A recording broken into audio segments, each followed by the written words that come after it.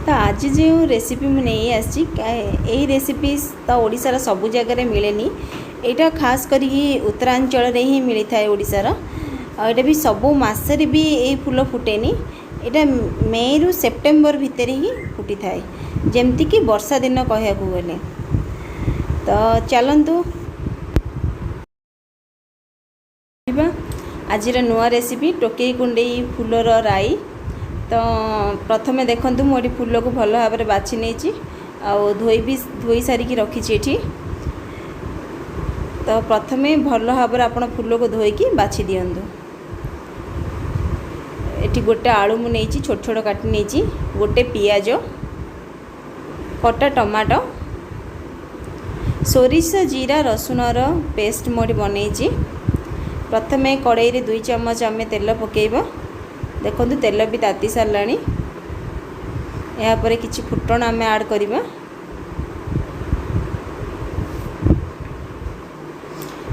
गोटे सुखिला लंका भी मुझे फुटाऊँगी। जदि आपण को अधिक राग दरकार आप आउ 2टा भी लंका फुटेले चलो। तो ये किसी कटा पियाज आम जो रखी थे पकईकी भाजी नवा।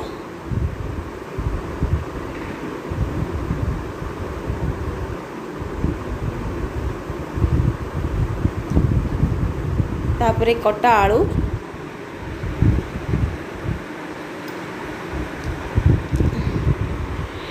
एवं रखि फूल को मध्य एटी पकईकी 2 मिनिट पे आमे ताकू भाजिबा।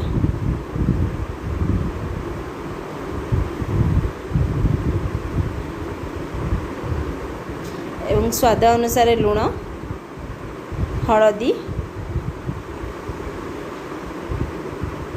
पकईकी भल भाव में गोलई दबा। एवं आपण को जी राग दरकार से अनुसार लंका गुंड आपण ऐड करेंगे। मुझे 1/2 चम्मच लंका गुंड ऐड करछि।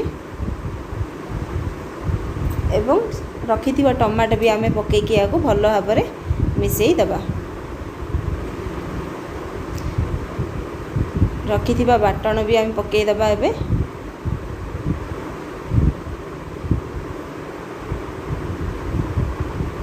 यापर आमे 1/2 कप पानी दे दबा जस्ट परिवा को सिझिबा पई।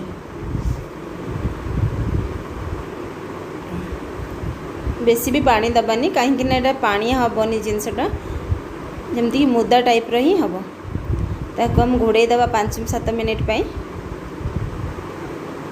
देखंतु एठी सिझी गलानी भल भाव में। पानी भी टिके कमी क्वांटिटी। देखंतु प्रस्तुत हो सारा आमर राई।